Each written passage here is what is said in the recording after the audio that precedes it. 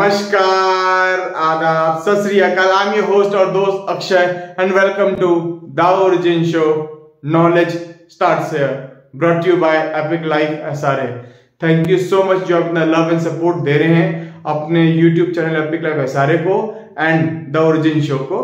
बस आपसे छोटी सी रिक्वेस्ट है, आप लोग आते हैं, वीडियो देखते हैं, बट आप वीडियो को लाइक नहीं करते हैं।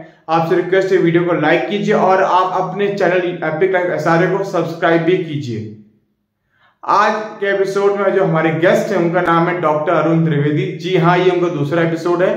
पहले एपिसोड में हमने जाना था कि लेखक कैसे बनते हैं, how to become a writer, और भी बहुत कुछ जाना हिंदी साहित्य के बारे में।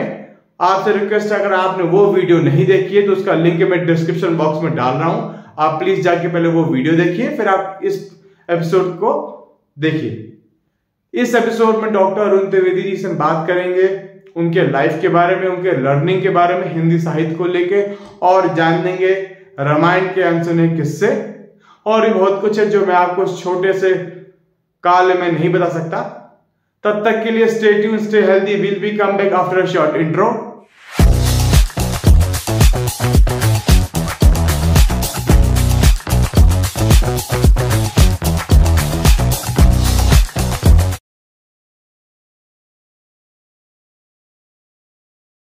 नमस्ते सर, कैसे हैं आप?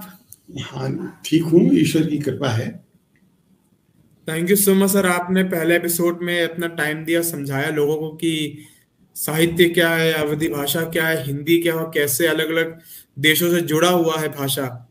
हाँ, तो अब जो मैं आपसे क्वेश्चन पूछूंगा वो थोड़ा एडवांस लेवल होगा, ताकि लोग समझ सकें कि आपने अब तक क्या काम किया है, और उस काम को थोड़ा सा प्रकाश डालिए ताकि लोग समझ सकें और उसको अपने जीवन में ढाल सके। तो मेरी आपसे यही रिक्वेस्ट है, आप प्लीज बताइए आपने जो भी काम किए हैं अपना, मतलब कहानी को लेके या कविताओं को लेकर के, तो उस पर आप प्लीज प्रकाश डालिए। देखिए, पहली बात तो मैं आपको ये बता दूं जी कि जिंदगी उम्र का गणित नहीं है। जिंदगी है जीवन को विकसित करने की प्रक्रिया। जी। अभी आज ही किसी ने फेसबुक पे लिखा कि साहब वो बुढ़ापे में ये पता चला, ऐसा हुआ। बहुत सी चीजें ऐसी होती हैं, जब उम्र निकल जाती है तब सत्य का पता चलता है। ऐसा कुछ नहीं, मगर आप एक मनुष्य खोजने निकलिए तो बड़ी मुश्किल से मिलेगा। लाखों टटोलोगे तो एक आध दो मिल जाएगा आपको। जी जी तो जी। है क्या, महात्मा गांधी ने अपने जीवन को ढाल लिया, सत्यनिष्ठ रहे, सत्य पे कायम रहे। उस जमाने में स्वामी विवेकानंद भी थे, रामकृष्ण परमहंस भी थे। कहने का मतलब है कि जिंदगी में इतने साल हो गए, उतने साल हो गए, सब कुछ नहीं।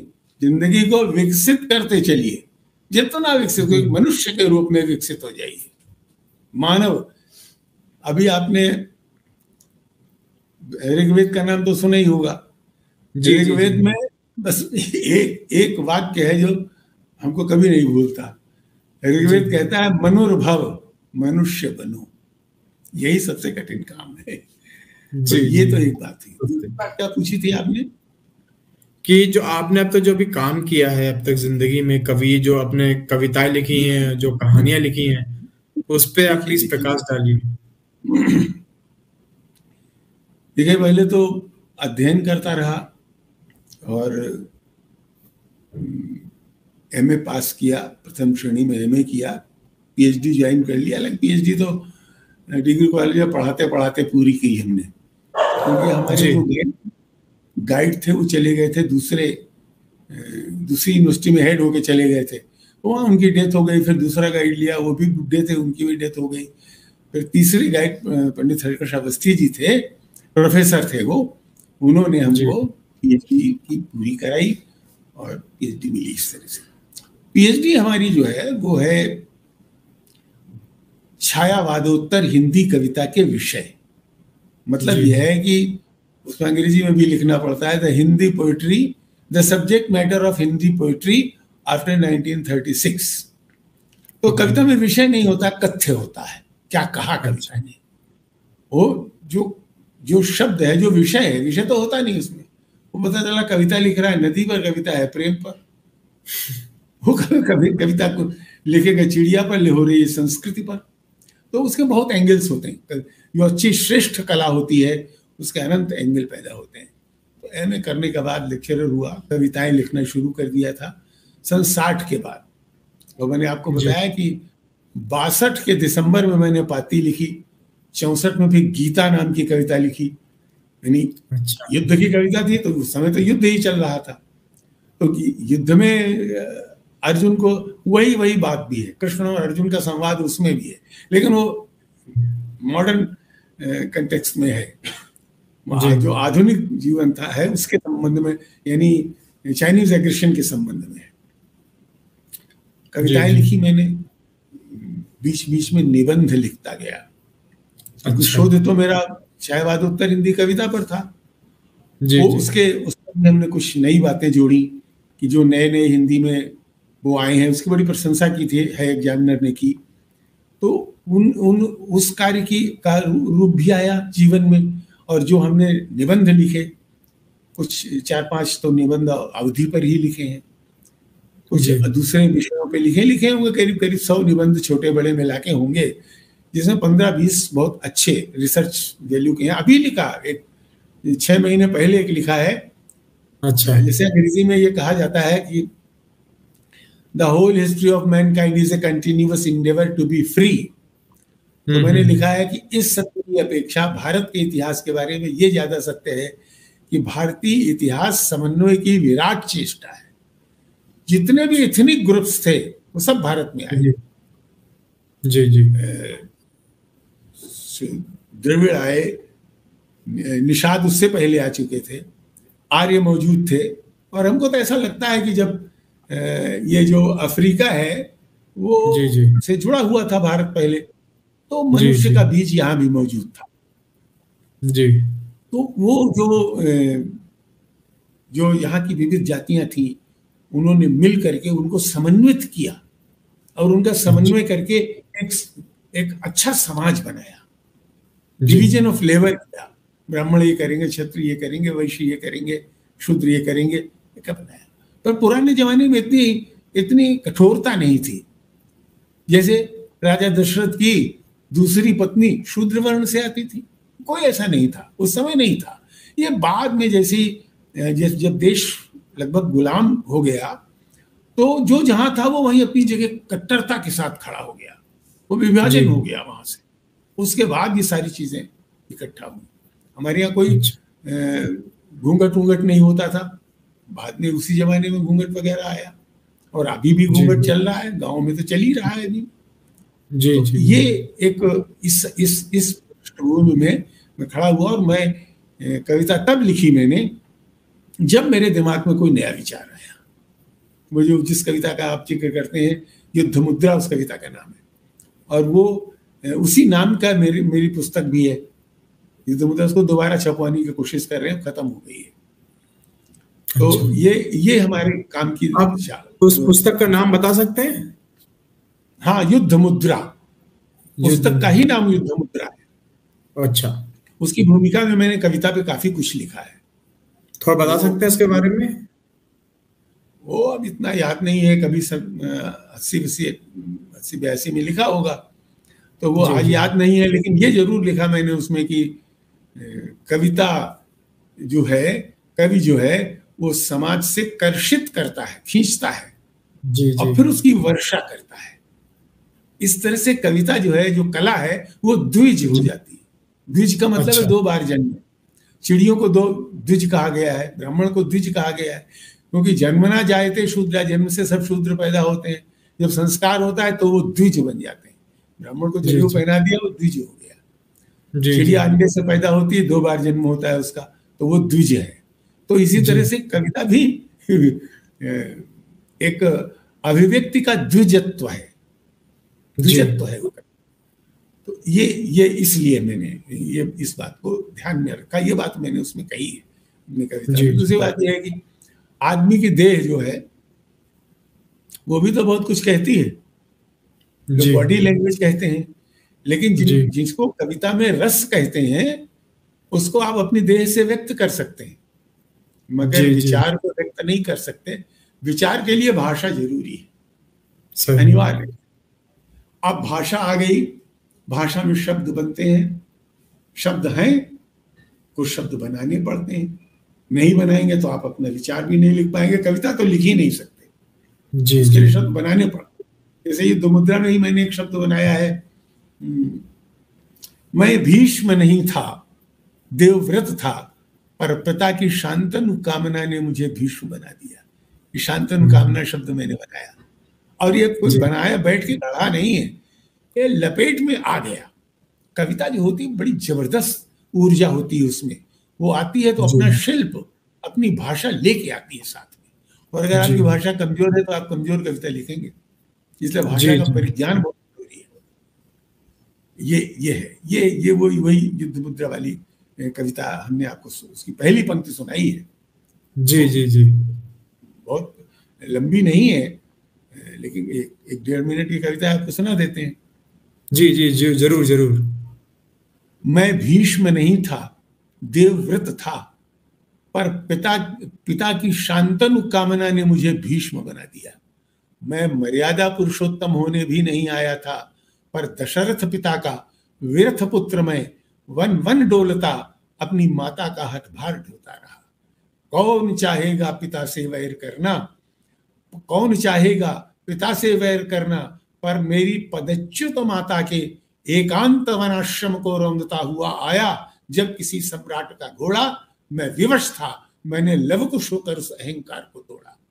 और आज जो मैं इस समूची पृथ्वी का युद्ध मुद्रा में भेदन कर रहा हूं, आज के युवा, और आज जो मैं इस समूची पृथ्वी का युद्ध मुद्रा में भेदन कर रहा हूं, इसमें मेरा दोष नहीं है। मैंने तो गर्भ में ही एक युद्ध जिया। ओ पिता, तुमने मुझे जन्म से पहले ही चक्रव्यूह क्यों दिया। ये है वो कविता। क्या बात है सर, क्या बात है। हालांकि एक कविता हमने इमरजेंसी के टाइम पे लिखी थी। जी जी, जरूर जरूर जरूर। नहीं, वो तो लंबी कविता है, नहीं सुना रहे कविता का, फिर किसी थोड़ा सा डाल, ताकि जो हमारे जो नए दर्शक वो भी समझ सके कविता का कवि क्या महत्व है। एक कविता मैंने लिखी थी, प्रजातंत्र का वाहन। अच्छा। या देश चलते चलते रुक गया है क्योंकि इस देश की गाड़ी में पेट्रोल चुक गया है। अच्छा। इस गाड़ी का इंजन बड़ी जोर जोर भाषण करता है, और इसी भाषण के सिलसिले में उसका बहुत सारा पेट्रोल जलता है। इस गाड़ी की अगली सीट पर बैठे हैं नेता, पूंजीपति, बाबू और अफसर, और पीछे है पूरा देश, यानी हमारे आपके हमसफर। ये पीछे बैठे हुए लोग कभी कभी हर हाथ के लिए काम, हर खेत के लिए पानी, हर गांव के लिए सड़क मांगने लगते हैं। यही ये बुरा काम करते हैं, बस यही ये बुरा काम करते हैं। अब याद नहीं आ रही, इतनी सुन लीजिए, फिर किसी समय जब कविता करेंगे तो सुनाएंगे आपको। बड़ा मीनिंगफुल था। हाँ, विस्मृत हो गई हमको, अब थोड़ा विस्मरण होने लगा है। मगर ये जरूर है कि हमारी कविताओं में नदी पर हमने 7-8 कविताएं लिखी, शायद और ज्यादा हों। नदी का संदर्भ आते हुए तो 8-10 होंगी। और पंछी पर, चिड़िया पर, जैसे चिड़िया पर छोटी सी कविता सुना देते हैं आपको। जी जी जरूर जरूर। दूरदर्शन वालों ने कहा कि इस कविता को जरूर पढ़िए, प्रोड्यूसर ने कहा और चाहे जो पढ़िए मगर ये कविता जरूर पढ़िए। तो मैंने कविता पढ़ी, मुझे नहीं मालूम था कि ये कविता इतनी विशेष है। एक नन्ही चिड़िया आंगन में फुदकती है, नाचती है, गीत गाती है। एक नन्ही चिड़िया आंगन में फुदकती है, नाचती है, गीत गाती है। चिड़िया के लिए आंगन जरूरी नहीं है, आंगन के लिए चिड़िया जरूरी है। क्या बात है, छोटी सी कविता है। तो ये हुआ। देखिए एक और भी बात है, अभी आप कविता की बात कर रहे थे। कोई कुछ नहीं लिखता, न कविता न कहानी, न कविता न कहानी, न उपन्यास न समीक्षा, वह स्वयं को लिखता है, और ये कवि है जो अपनी कविता में दिखता है। क्या बात है, क्या बात है। आपने बहुत अच्छी सी कविता बताई सर। हाँ, क्योंकि एक्चुअली में क्या है ना, आजकल की जो जनरेशन है वो बस इंस्टाग्राम, फेसबुक एक सोशल मीडिया प्लेटफॉर्म है, वहां पर वो बिजी रहता है। वो इस कला को नहीं समझ पाते। जिस दिन कुछ समझते हैं, कुछ नहीं समझते हैं। तो मेरा मेन मोटिव शो का ये है कि लोगों को समझाएं, उनके बेसिक रूट्स को बताएं कि क्या है भाषा, कैसे उसको अपने जीवन में डाल के आगे बढ़ सकते हैं। बात समझ गया। जी जी। बात ये है, जो कलाएं हैं ना, वो सौंदर्य बोध से जन्मती हैं, और जी। सौंदर्य बोध सिर्फ मनुष्य के पास होता है। जी आप किसी गाय को, भैंस को, गधे को, बकरी को सोने की नांद में चारा खिलाते हैं या पत्थर की नांद में, से फर्क उसको नहीं पड़ता, मनुष्य जी, को जी। पड़ता है। मनुष्य सौंदर्य बोध जानता है, तो जी। ये सौंदर्य जन्मा ही मनुष्य से है। जी। और ये सौंदर्य बोध मनुष्य का गुण है, जिसमें जितना सौंदर्य बोध है वो उतना ही बड़ा मनुष्य है। जी। एक गुण ये भी है। तो अगर आप सौंदर्य बोध को छोड़ देंगे और टेक्निकलिटी में, टेक्नोलॉजी में बहुत फंस जाएंगे, तो फिर आप अपना मनुष्यत्व भी खो देंगे। सही बात कहा सर आपने। सही। आपका जो जीवन है वो सिर्फ जीवन रह जाएगा, खाली खाली जीवन। तो जैसे और लोग जी रहे हैं दुनिया में, आप भी जिएंगे, टेक्निकल आप हो जाएंगे, आप कृत्रिम बुद्धि भी ले आएंगे, आर्टिफिशियल इंटेलिजेंस ले आएंगे, सब कुछ ले आएंगे। आप क्या करेंगे भाई? फिर आप तो बेकार हो जाएंगे, फिर तो वही करेगा, कंप्यूटर करेगा जो कुछ करेगा। जी जी जी जी। मनुष्य को मनुष्य बनाए रखने में कविता मदद करती है। जी। मनुष्य का एक चरित्र है कविता, कला का, सब कलाओं का है, लेकिन कविता का खास तौर से इसलिए कविता के पास भाषा है, भाषा आसानी से समझ में आती है, और वो अभिव्यक्ति भी ज्यादा कर सकती है। नृत्य और गायन के सुर को आप देखकर मस्त तो हो सकते हैं, मगर उसके सारे मर्म को नहीं समझ सकते। कविता में आप समझ सकते हैं, दूर तक समझ सकते हैं। तो कविता अगर आप छोड़ेंगे तो अपना मनुष्यत्व तो भी छोड़ेंगे। इसलिए मुझे नहीं लगता कि कविता खत्म होगी कभी। कोई पढ़े या ना पढ़े, जाने या ना जाने, जिनके पास प्रतिभा होगी वो कविता लिखते रहेंगे। जी जी जी। सर जैसे कि आपने बहुत सी अभी कविताएं लिखी हैं, बहुत कुछ आपने कहानियां भी लिखी हैं, आपने निबंध लिखे जैसे आपने बोला, तो आप जब इस जर्नी में थे, जब इस जीवन को जी रहे थे, अभी भी मतलब जब से आप कवि बने अभी तक आप लिख रहे हैं, आप भी कभी अब तक किसी कवि से मिले हैं और उनसे कुछ सीखने को क्या मिला है? हमारे अपने जीवन में जितने भी कवि थे बड़े से बड़े, मैं सबसे मिला। मुझे माखनलाल चतुर्वेदी को प्रणाम करने का अवसर मिला, राष्ट्रकवि मैथिली शरण जी को, वो पैर तो छुआते नहीं थे ब्राह्मणों से, दूर से नमस्कार मैंने किया। उनके भाई सियाराम शरण जी को, और सुमित्रानंदन पंत से तो दो बार घंटों बात हुई। तब उन्होंने हमसे कहा कविता सुनो। अरे बहुत कुछ सीखने को मिला, जैसे मनुष्यता, कला की सुकुमारता, इंटेलिजेंस, ये सारी चीजें उन्हें दिखाई देती हैं।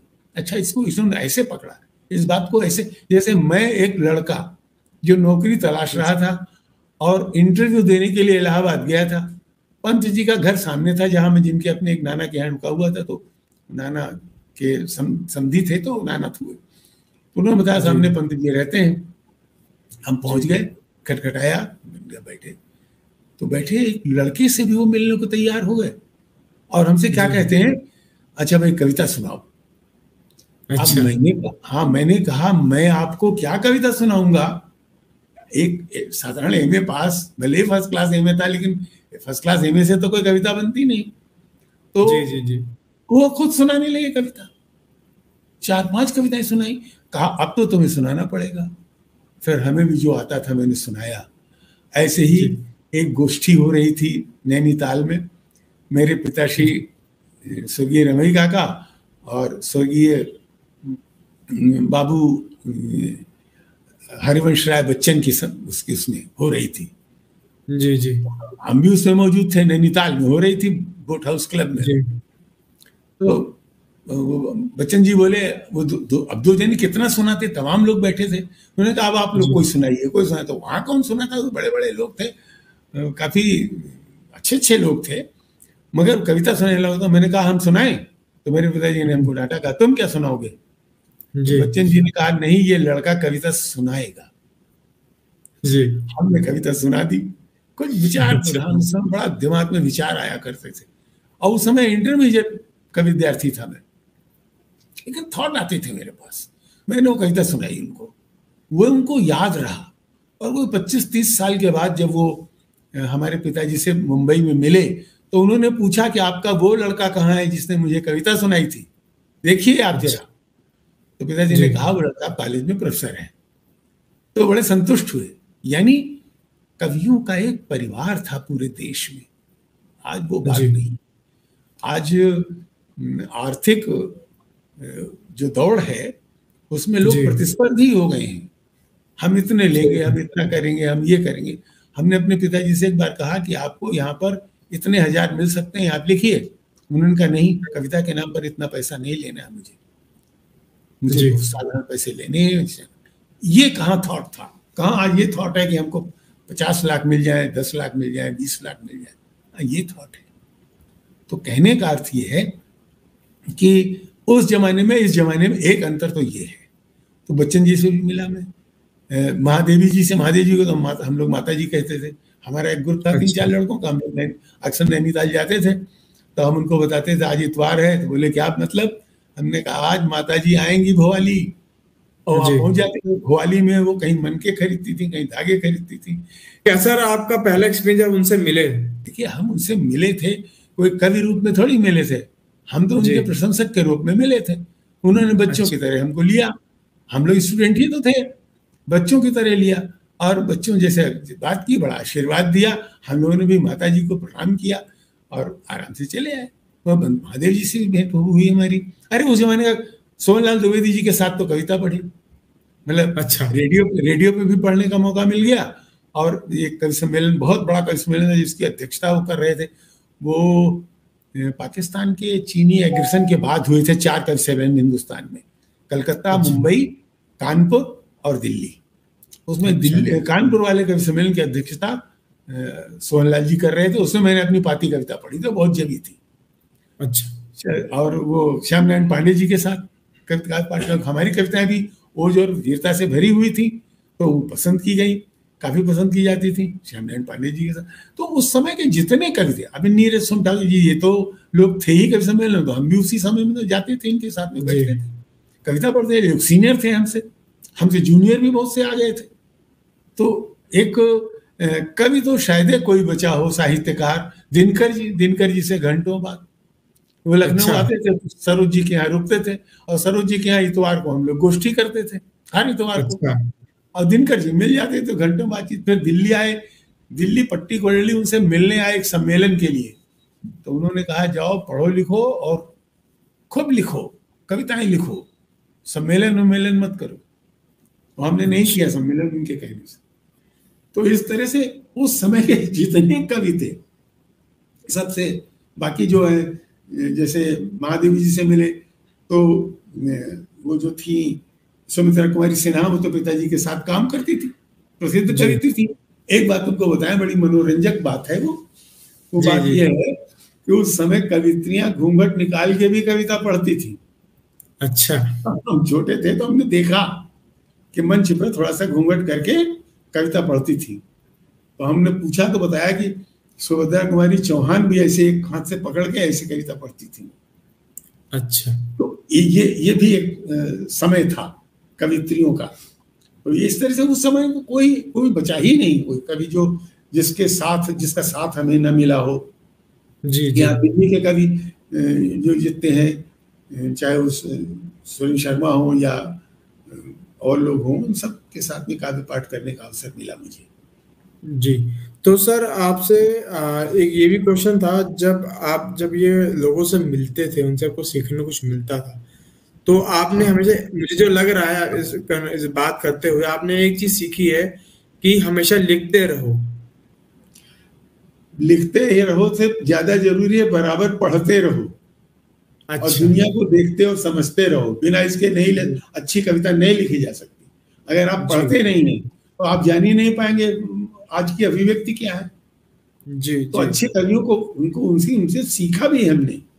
जैसे हमारी कविताएं भी शुरुआत में वीर रस की थी, वो चाहे वो पाती रही हो और चाहे वो गीता रही हो, दोनों वीर रस की कविताएं थी। तो उनके लिए प्रेरणा मिलती थी कि इनसे कैसे लिखा इन्होंने, हम भी अपना लिखेंगे। लेकिन सोचते मौलिक थे, अपना अलग सोच रखते थे। हम किसी की नकल करने की कभी कोशिश नहीं की। जब हमारे पिताजी में इतने बड़े कवि थे, उनकी नकल नहीं की तो किसी की नकल।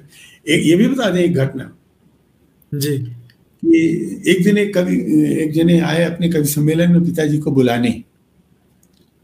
तो उन्होंने, पिताजी ने कहा नहीं हम तो नहीं जा सकेंगे, हम तो व्यस्त हैं। तो उन्होंने कहा फिर हमसे कहने लगे कि आप चलिए, हम किसी तरह अपना बना लेंगे। हमने कहा मैं पिताजी का सब्स्टिट्यूट नहीं हो सकता। तो पिताजी ने कहा ये सच है कि जैसी कविता हम लिखते हैं वैसी तुम नहीं लिख सकते, लेकिन जैसी कविता तुम लिखते हो वैसी हम भी नहीं लिख सकते। उस दिन मैंने सोचा आज मैं पास हो गया, क्योंकि एक दिन उन्होंने कहा था कि कवि के बेटे हो इसलिए कवि हो जाओगे, रास्ता तलाशो।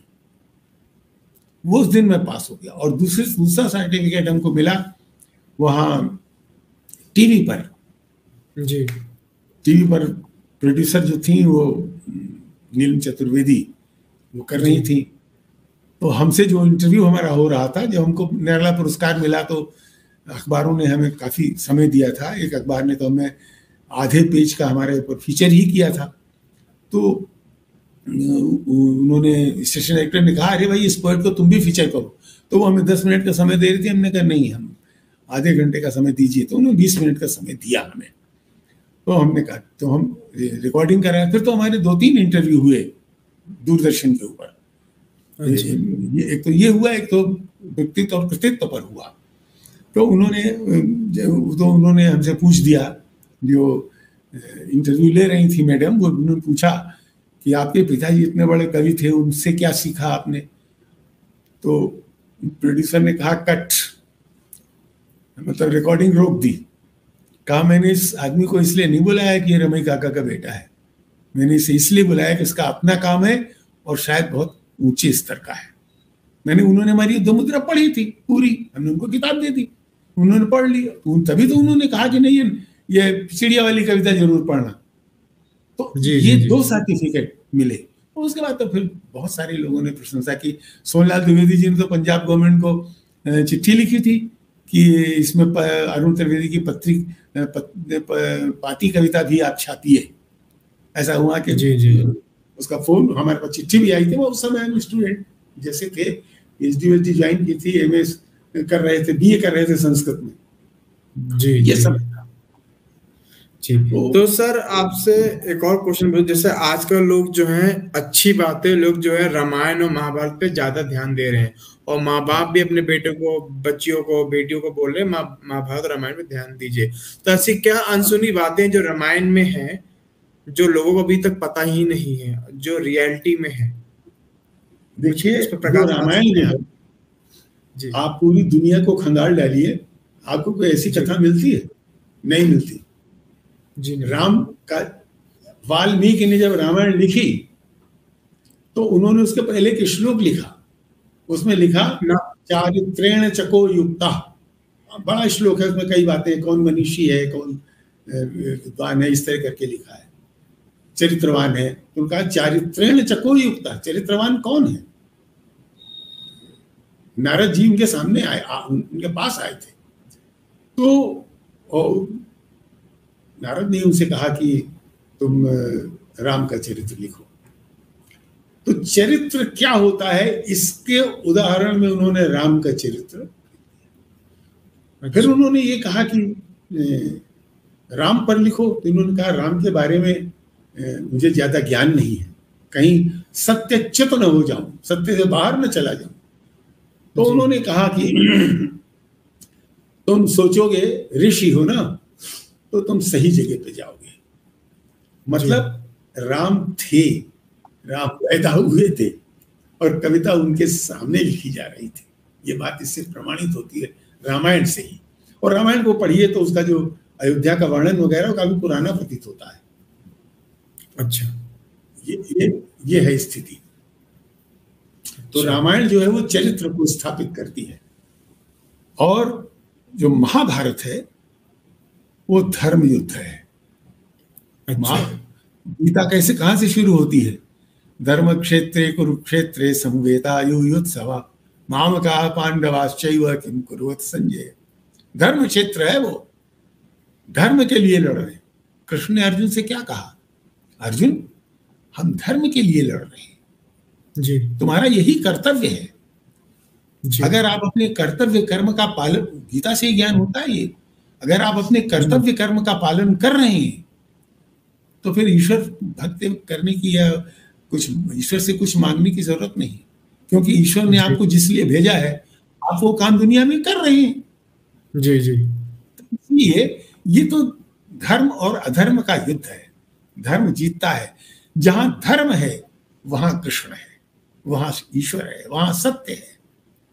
तो कहा भी एक श्लोक है, मुझे ध्यान नहीं आ रहा इस समय, कि जहां यत्र कृष्णो यत्र पार्थो धनुर्धरा, जहां कृष्ण है, जहां पार्थ जैसा धनुर्धर है, विजय तो वही है। तो हमको ये सीखना है।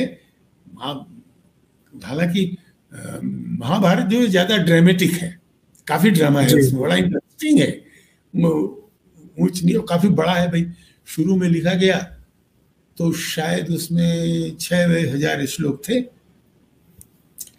उसका नाम था जय। फिर वो भारत हुआ, थोड़ा बड़ा हो गया, 12-15 हजार हो गए श्लोक, तो भारत नाम हुआ। फिर जब उसमें 1 लाख श्लोक हुए तो महाभारत कहा गया। तो 1 लाख श्लोक है, उसमें जुड़ता गया। यही हाल रामायण का भी है। और ये दोनों ग्रंथ हमें मिलते हैं, कब के हैं, जो प्रतियां हमें मिली हैं, उपलब्ध हुई हैं, वो ईसा पूर्व 2री और 4थी शताब्दी के बीच की है। तो कुछ लोग तो मानते हैं कि महाभारत पहले लिखा गया, लेकिन नहीं, ऐसा है नहीं। क्योंकि रामायण में कहीं महाभारत की चर्चा नहीं है, महाभारत में रामायण की चर्चा है। युधिष्ठिर जो है वो कथा सुना रहे हैं राम की, वो आया है उसमें। तो कहने का तात्पर्य कि दोनों हमारे ऐसे एपिक हैं जो हमारी पहचान है। एक में चरित्र की लकीर खींच दी राम ने, चरित्र क्या होता है ये बता दिया उन्होंने। और रामायण आज भी पढ़िए, अब भी आप रामायण पढ़ रहे हैं, घर में बाहर निकले रामलीला हो रही फिर देखने लगे, वहां से चले कहीं राम की कथा हो रही तो वहां भी देखने लगे। ऐसी तो कथा ही हमने दुनिया में कहीं देखी सुनी नहीं, जिससे जी ही नहीं उठता। बड़े अजीब बात है।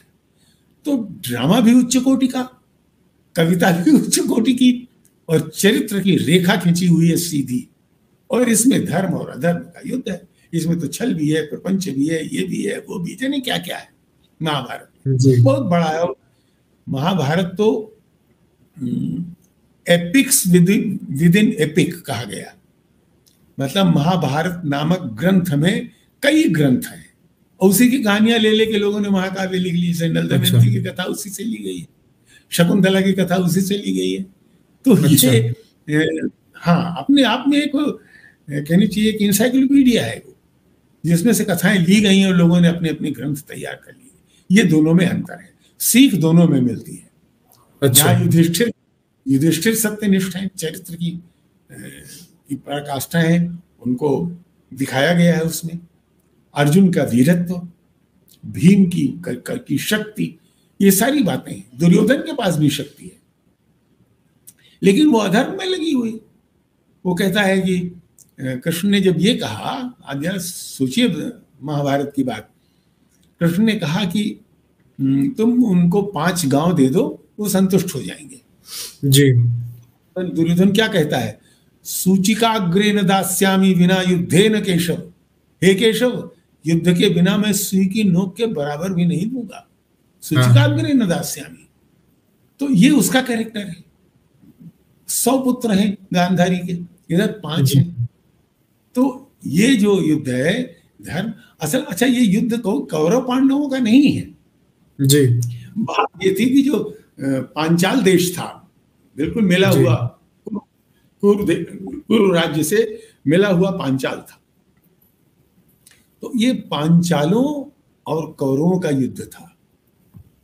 अच्छा। कारणवश उसमें पांडव सम्मिलित हुए। अच्छा। पांडव सेना का सेनापति कौन है? द्रौपदी का सगा भाई धृष्टद्युम्न, जो पांचाल का राजकुमार है। तो कहने का मतलब यह है कि ये कथा हमारे इतिहास को हमारे सामने रखती है जी। हमारी बातें सामने आती। अब ये तो अलग अलग ग्रंथ हैं, सबको पढ़िए, सब में कुछ ना कुछ है, आपको मिलेगा। लेकिन रामायण में जो मिलता है वो कहीं नहीं मिलेगा जी। तो इसमें से दो क्वेश्चन निकलते हैं। एक पहला क्वेश्चन ये है कि रामायण में जो पुष्पक विमान है उसमें उसको अब क्या मतलब उसको कैसे लेते हैं उस चीज को, पुष्पक विमान को लेके? आपका क्या? ये तो ऐसी बात, ये एक ऐसा है कि कैसा विमान था, क्या था, ये तो कुछ नहीं कहा जा सकता। बहुत सी ऐसी बातें हैं जो दुनिया की लगती ही नहीं। जैसे उसमें है कि चाहे जितने लोग उसमें बैठ जाएं, एक सीट खाली रहती थी। अच्छा। कई बातें ऐसी हैं, वायु वेग से चलता है वो।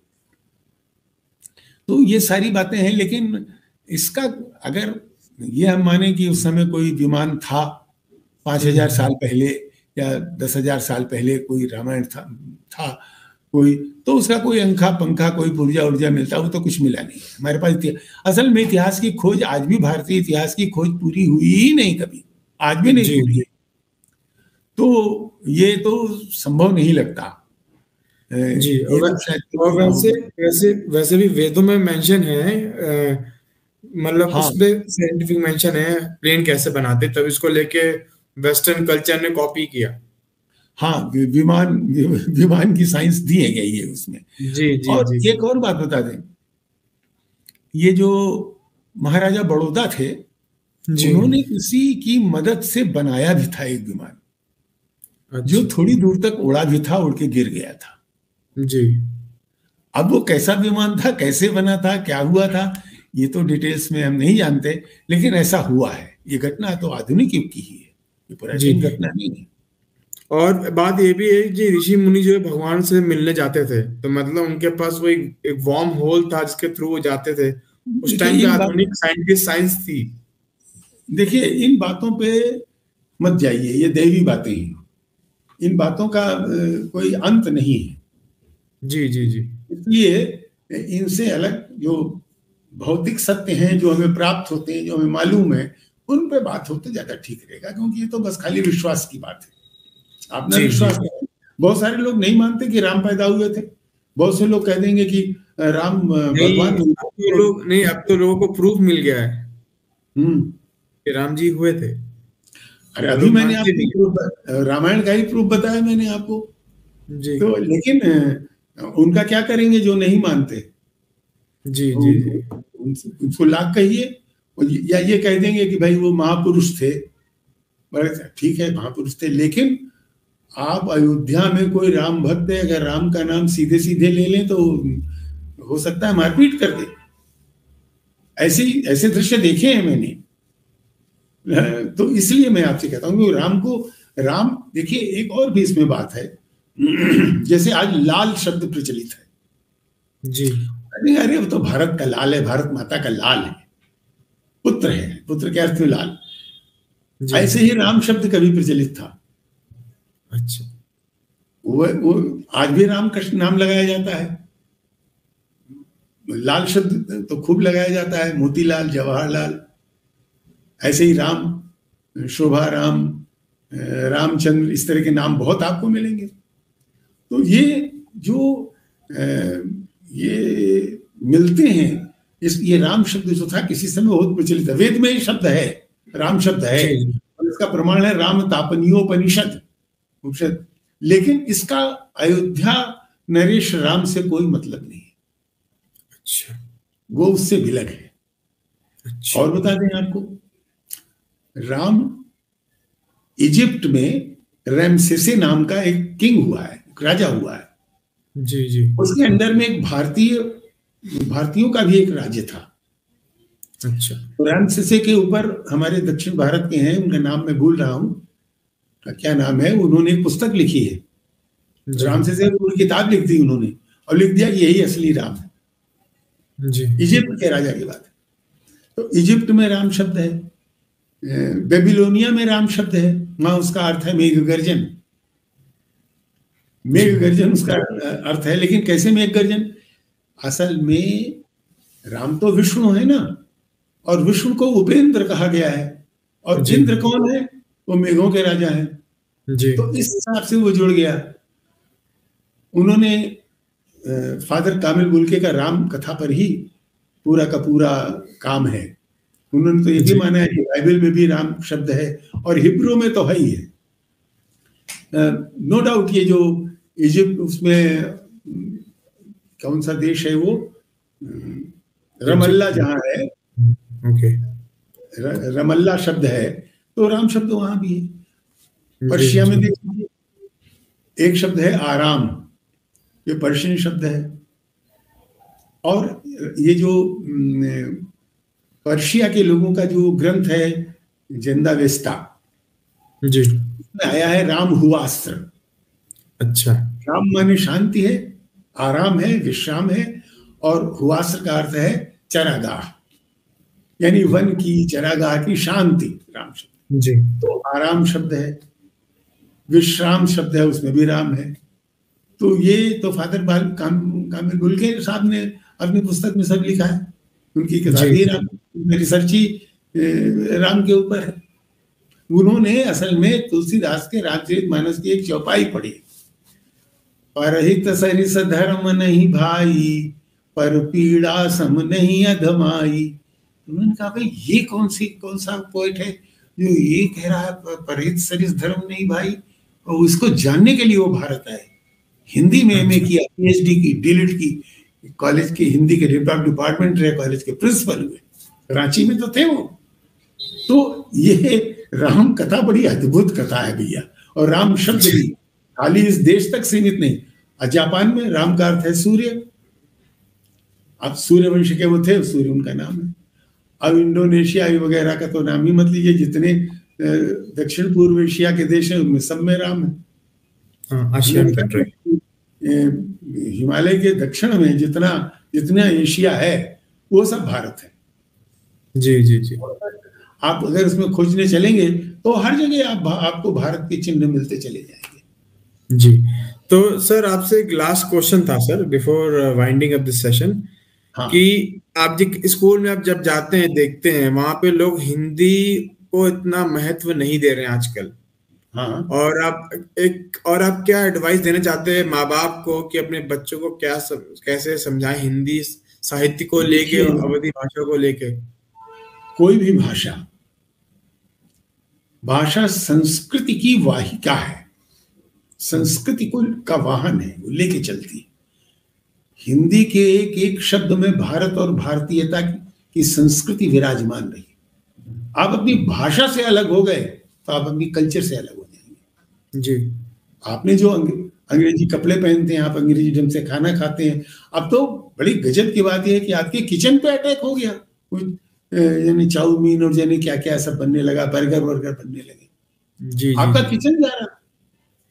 आप लेकिन जो हमारे व्यंजन है, एक और बात याद आ गई तो आपको बता देते हैं, भोजन के मामले में भारत का कोई मुकाबला नहीं कर सकता, ये जान लीजिए। फ्रांस भी नहीं कर सकता।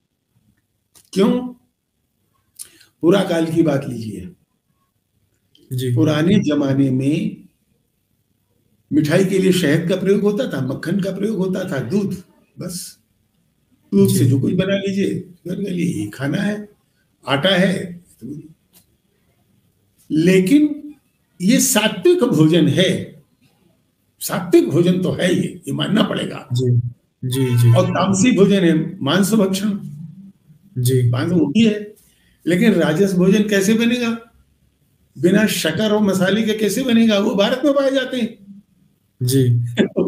वो जो मजेदार बात है वो ये है कि शक्कर भारत की यहीं से गई पूरी दुनिया में। जी, शर्करा शब्द से ही शुगर शब्द बना है। जी जी। और मसाले, भारत के मसालों का ये रंग था कि रोम को गाथों का कबीला, शायद कहीं पढ़ा मैंने, उसको घेर लिया। वो कहा हमको इतने मन सोना दीजिए। तो उन्होंने कहा भाई हमारे पास इतने मन सोना तो नहीं है। तो बोले फिर तो इतने मन भारतीय मसाले दे दीजिए। काली मिर्च की बोरियां उतरने लगी, जहाज खड़े थे। हाँ, ब्लैक पेपर सोने से। काली मिर्च और सोने का दाम एक था। जी जी, सही है, सही बात। मगर उसने लिखा है, प्लिनी ने अपनी किताब में हिस्ट्री में लिखा है कि ये भारतीय बड़े होशियार हैं, ये मसाले लाते हैं यहाँ से सोना लेके चले जाते हैं। जी, मैं इस पे एक एपिसोड बना भी था, एपिक टीवी पे आता था, उस पे एपिसोड बना था कि यहाँ के लोग ब्लैक पेपर बेचते थे और सोना लेकर के आते थे। हाँ जी, सही है। हमारा जो एक्सपोर्ट था वो सूती कपड़ा, जी कपड़ा तो नहीं था उन लोगों के पास, वो तो हमने दिया उनको। यहां तक कि मिस्र की ममीज के ऊपर जो कपड़ा लिपटा हुआ है जी। वो भारतीय है, अच्छा। तो वो कपास भारत का है। जी हालांकि अब तो इजिप्ट में काफी कपास पैदा होती है। कपड़े, सोना और सोने के गहने, जी मोती, जी ये सब हमारे एक जो फर्स्ट एक्सपोर्ट है ये है। मसाले भी ये हमारे जी जी सबसे पहले यही एक्सपोर्ट हुए हमारे। हमने एक जी दिन हमको एक दिन ध्यान में आया कि ये अरबी भाषा में कोई शब्द मिलना चाहिए, तो अरबी तो हमें आती नहीं, तो उर्दू की डिक्शनरी के माध्यम से देखना शुरू किया। जी। एक शब्द मिल गया, कर्णफूल। तो हमने कहा सोना के, सोने के कर्णफूल यहाँ से बन के जाते थे, तो सोना हम एक्सपोर्ट करते, सोने के गहने में एक्सपोर्ट करते थे। सोना रोम से लाते थे, सोना यहाँ भी बाद में पैदा होने लगा। तो कहने का मतलब यह है कि जहां तक भोजन की बात है उसमें भारत नंबर 1 पर है, और उसका मुकाबला इसलिए नहीं कर सकते आप, कितनी विविधता है। जिस प्रदेश में जाइए अलग भोजन। 2 भोजन बहुत प्रसिद्ध हैं, एक तो कुलचा भटूरा और एक डोसा। जानते हैं क्यों? दोनों हमेशा ताजे मिलते हैं इसलिए वो सबसे ज्यादा प्रचलित है, लोकप्रिय है। तो कहने का मतलब है कि भोजन की इतनी विविधता किसी देश में नहीं। आप देख लीजिए वो लोग क्या खाते हैं, डबल रोटी के पीस खा लिए और मांस को तरह तरह से पका के खा लिया बस। और हमारे यहाँ क्या है? अगर भारत के बारे में कोई पूछे कि भारत का भोजन के स्तर पर राष्ट्रीय एकता क्या है, तो दाल और दही, ये हर जगह। भाई दक्षिण में वो मिलती है, क्या कहते हैं, सांभर सांभर सांभर सांभर सांभर।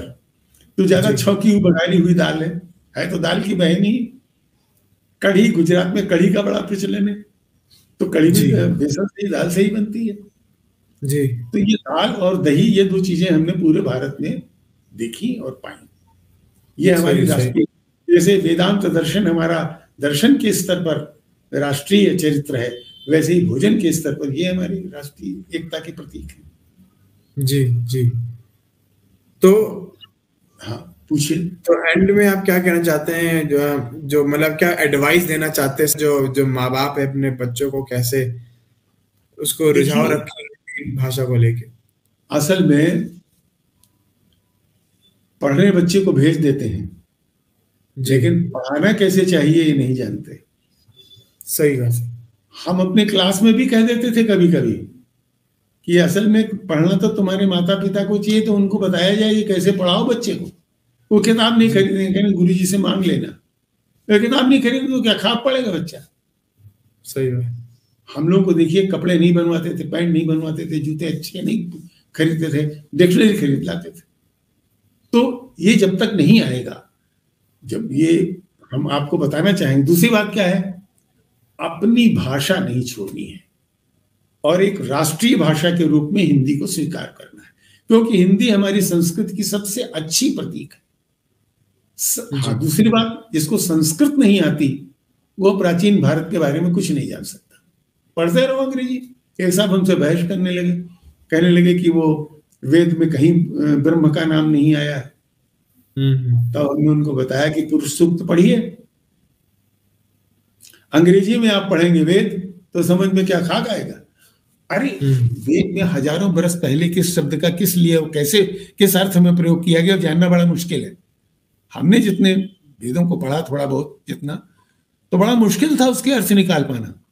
बल्कि जो आर्य समाजी अर्थ निकालते हैं उससे मुझे उनके विजयनगर के वो जो थे सायण और महीधर, पुराने